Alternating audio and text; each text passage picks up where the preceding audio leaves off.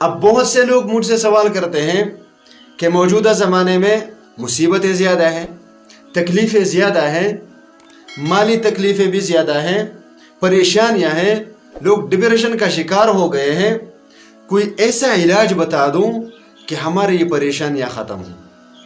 تو میرے بھائی، میں آج آپ لوگوں کے ساتھ ایک ایسا وظیفہ شیئر کرنے جا رہا ہوں کہ آپ اس کو کریں، آزما کر دیکھیں۔ اگر آپ کی پریشانیاں اور مصیبتیں ختم نہ ہوئیں تو اس کی گارنٹی میں دیتا ہوں، آپ میرے لیے جو بھی تجویز کرو۔ دیکھیں حضرت ابو درداء رضی اللہ تعالیٰ عنہ کیا فرماتے ہیں۔ حضرت ابو درداء رضی اللہ تعالیٰ عنہ فرماتے ہیں کہ جو بھی وظیفہ ذکر کرو گے اس کے لیے صدق دل سے پڑھنا ضروری ہے۔ صدق دل ضروری ہے، نیت ضروری ہے، ایمان کی پختگی ضروری ہے۔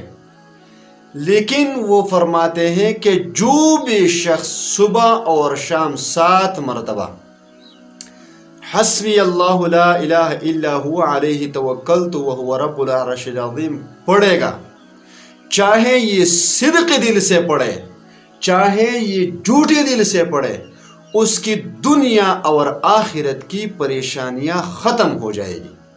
اب تم لوگوں کو اور کیا چاہیے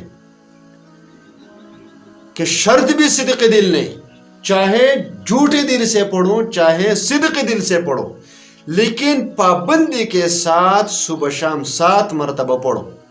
حسبی اللہ لا الہ الا هو علیہ توکلت وہو رب العرش العظیم۔ اس کو پڑھ لیا کرے فجر کی نماز کے بعد اور مغرب کی نماز کے بعد 7 مرتبہ۔